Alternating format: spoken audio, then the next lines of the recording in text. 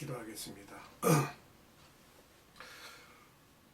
거룩하신 아버지 하나님 감사합니다. 하나님께서 거룩하시니 우리도 거룩하기를 원합니다.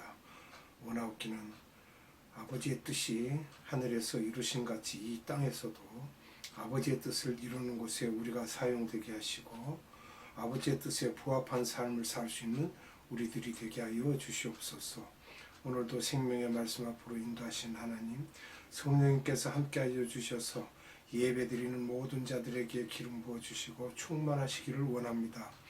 이 시간 예배드리는 모든 자들에게 아버지 하나님 감사와 찬양과 영광을 받으시옵소서.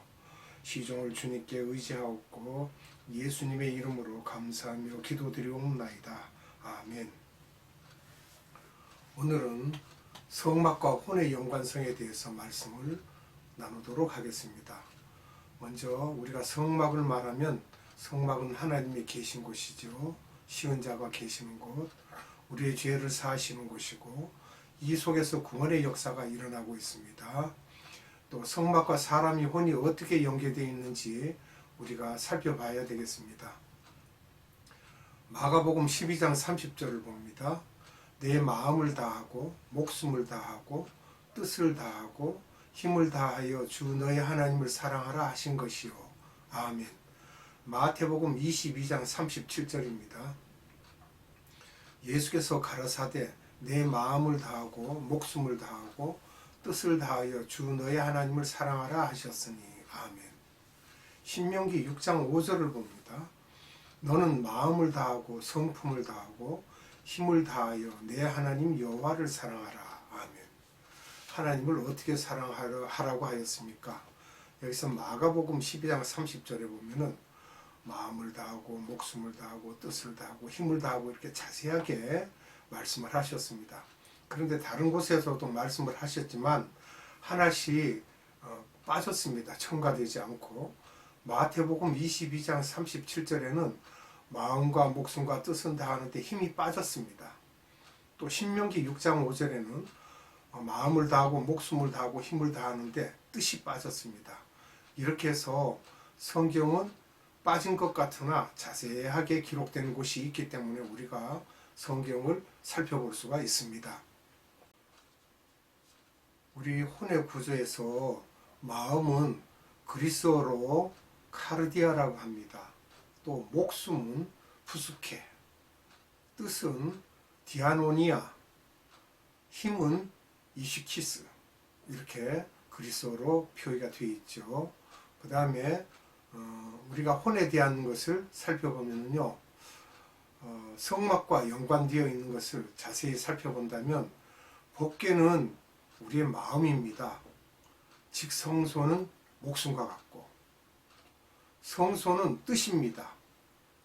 또 뜰은 문이 있는데 그 문을 여는 것은 힘으로 우리가 표현할 수 있습니다. 이렇게 해서 힘을 다하고 뜻을 다하고 목숨을 다하고 마음을 다해서 우리가 하나님의 법궤에 도달하게 되는 것입니다. 성막의 구조를 보면요, 제일 먼저 성막에 들어가면 번제단이 있습니다.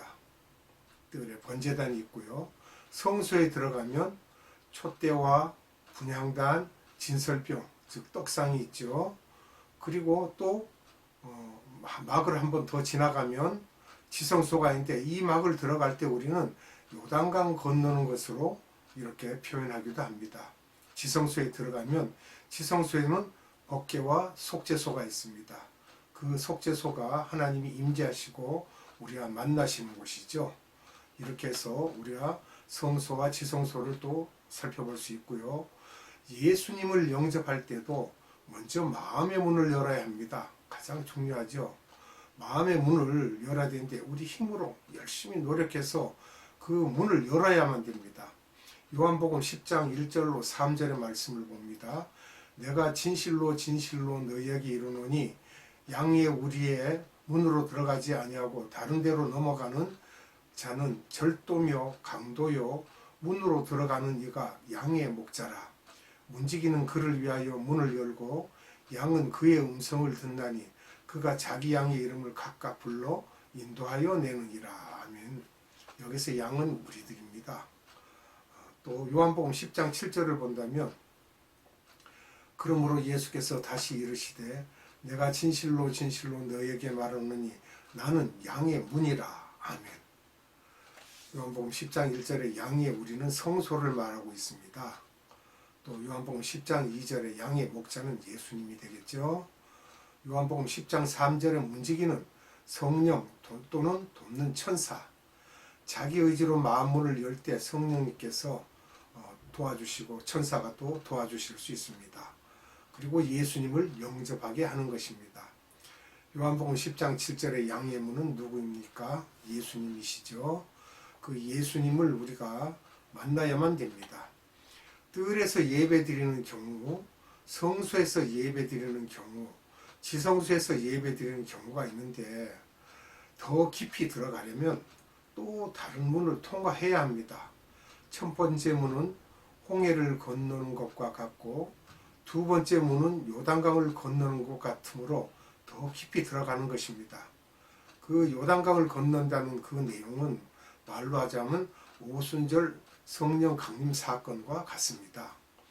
지성소 안에 들어가는 것만으로는 안 되고 더 깊이 법궤와 속죄소 안으로 곧 보좌로 깊이 들어가야 한다는 것입니다.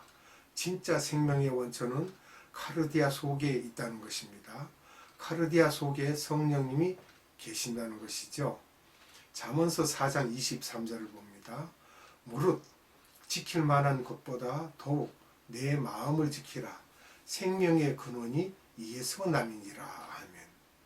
하나님이 우리에게 주신 가장 큰 계명은 내 마음을 다하고 목숨을 다하고 뜻을 다하고 힘을 다해 하나님을 사랑하라는 것입니다.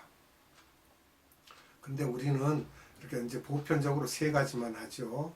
한 가지씩 빠진 그런 내용들로 이야기하지만 사실은 마음을 다하고 목숨을 다하고 뜻을 다하고 힘을 다한다는 것은 거꾸로 생각을 하시면 됩니다. 첫째 힘을 다하고 그 다음에 뜻을 다하고 그 다음에 목숨을 다하고 마지막 마음을 다하고. 마음이 어디에 있다고요? 생명의 근원이 이에서 난다고 했습니다.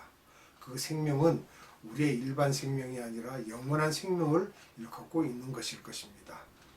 그런데 우리가 그렇게 하지 못한 이유는 성소까지는 일반적으로 가능한데 지성소까지는 못 가는 경우가 많습니다.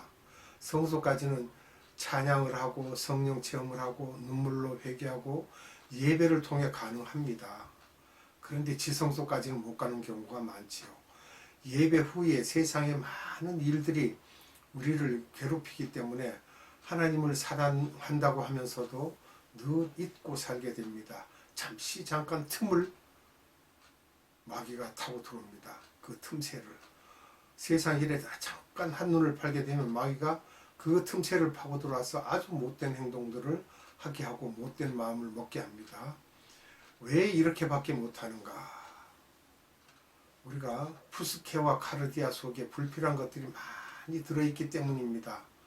루시퍼가 타락했을 때의 마음이 결국 우리 안에 들어와서 쓴뿌리들이 생긴 것입니다.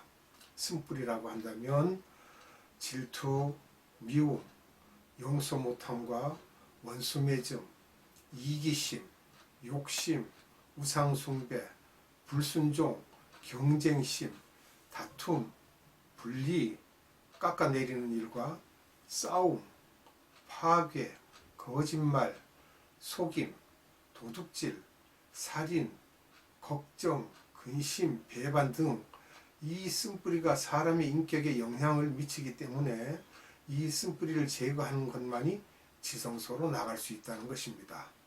그렇지 않으면 지성소에 들어갈 수가 없지요. 이런 쓴뿌리가 있으면 성령의 열매를 맺을 수가 없습니다.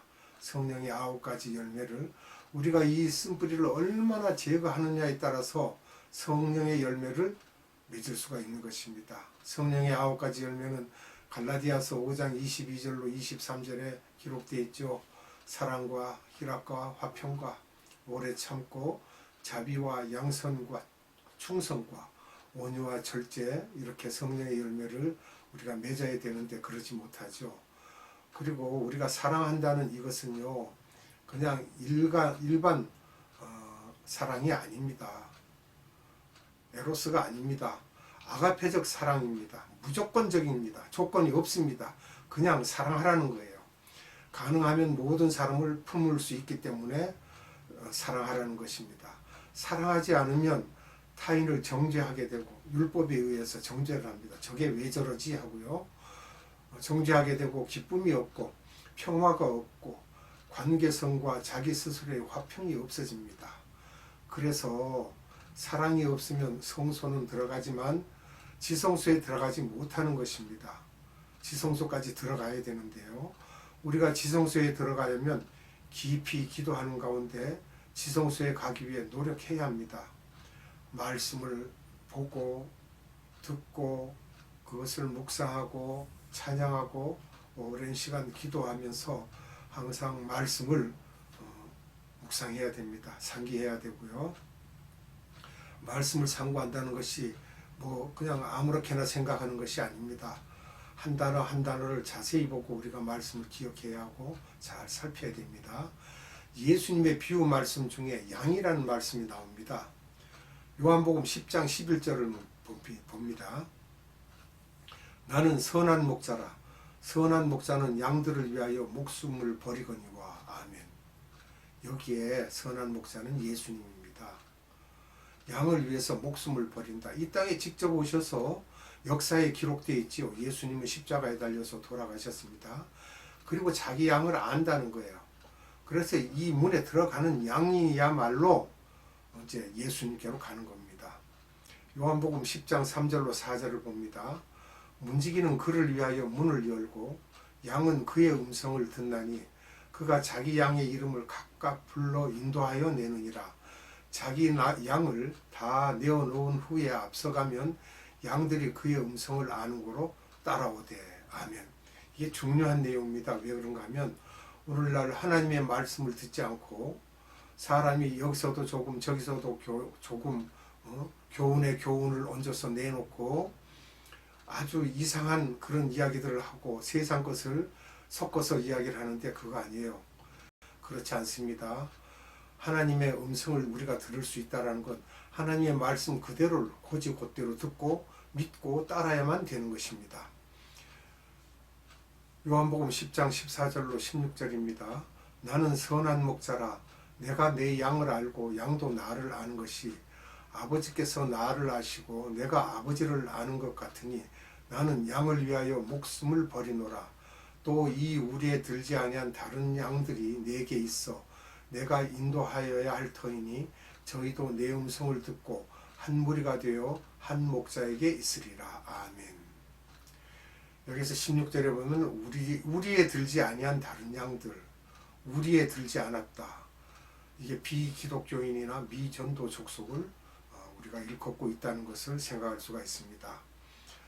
세 무리의 하나님의 자녀들이 있는데요. 세 무리의 자녀들이 있는데 그 세 무리의 자녀들이 첫째는 성소에 있는 자녀가 있고 지성소에 있는 자녀가 있고 법궤 즉 속죄소에 있는 자녀가 있다라는 걸 우리가 씨 뿌리는 비유를 보면서 알 수가 있습니다. 왜 이렇게 세 무리의 자녀로 구별하셨는지 우리가 살펴봐야 되겠습니다. 마태복음 13장 10절로 11절을 봅니다. 제자들이 예수께 나와 가로되 어찌하여 저희에게 비유로 말씀하시나이까? 대답하여 가라사대 천국의 비밀을 아는 것이 너희에게는 허락되었으나 저희에게는 아니 되었나니. 아멘. 여기 비밀이란 말씀은 시크릿이 아니고 미스테리입니다. 신비입니다. 신비. 그래서 마태복음 13장 18절에 그런즉 씨 뿌리는 비유를 들으라 하시고 말씀을 하십니다. 그럼 그 말씀 속에 우리가 마태복음 13장 19절을 봅니다. 아무나 천국 말씀을 듣고 깨닫지 못할 때는 악한 자가 와서 그 마음에 뿌리운 것을 빼앗나니 이는 곧 길가에 뿌린 자요. 아멘. 이것은 비크리스찬, 미전도 족속 또는 세상 뜰로 우리가 생각을 하시면 이해가 쉽겠습니다. 그 다음에는 마태복음 13장 20절로 21절입니다.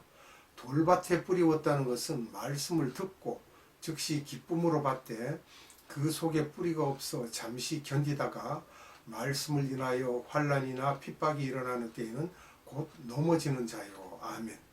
성소 안에 있는 자입니다. 성소에. 근데 여기서 보면은 환난이나 핍박이 일어나는 때에는 곧 넘어지는 자라는 거예요. 이게 뿌리가 없다는 거죠.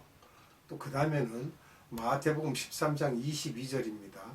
가시떨기에 뿌리 없다는 것은 말씀을 들으나 세상의 염려와 재리의 유혹에 말씀이 막혀 결실치 못하는 자요. 아멘. 이건 이제 지성소에는 들어갔어요. 근데 아직까지 문제가 있죠. 결실하지 못한다, 열매를 맺지 못한다라고 되어 있죠. 물질의 시험이 가장 큰 문제로 대두되고 있습니다. 그 다음은 마태복음 13장 23절을 봅니다.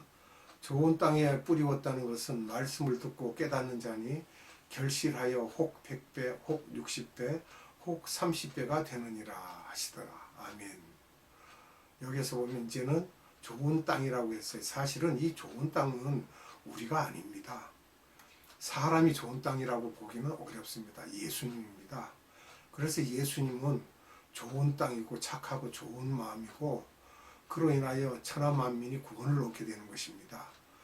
여기는 이미 속죄소 안에 법궤에 들어가신 분이라고 보시면 됩니다. 그래서 결실하여서 혹 100배, 60배, 혹 30배가 되느니라고 하셨어요. 가디아가 깨끗한 사람을 말하죠. 죄 없는 분입니다. 인간은 다 죄가 있습니다. 다 용서받아야만 되고 인간은 의로운 자가 없습니다. 다음 시간에 또 만나게 뵙겠습니다. 기도하겠습니다.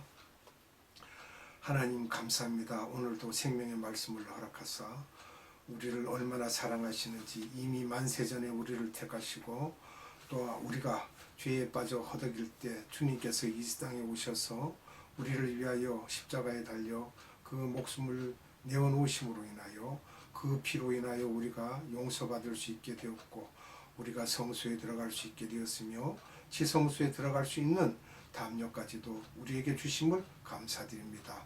오늘도 생명의 말씀을 우리에게 허락하시고 우리 마음에 오셔서 감동을 주신 성령님 감사합니다. 늘 함께 하시고 충만하신 성령님 감사합니다. 이 시간까지 우리를 위하여 생명의 말씀을 주신 아버지 하나님께 무한한 감사와 찬양과 영광을 올려드리옵고 우리 구주 예수 그리스도 이름으로 감사하며 기도드리옵나이다. 아멘. 주님 가르쳐주는 기도로 예배를 마칩니다. 하늘에 계신 우리 아버지, 아버지의 이름을 거룩하게 하시며 아버지의 나라가 오게 하시며 아버지의 뜻이 하늘에서와 같이 땅에서도 이루어지게 하소서. 오늘 우리에게 일용할 양식을 주시고 우리가 우리에게 잘못한 사람을 용서하여 준 것 같이 우리 죄를 용서하여 주시고 우리를 시험에 빠지지 않게 하시고 악에서 구하소서. 나라와 권능과 영광이 영원히 아버지의 것입니다. 아멘.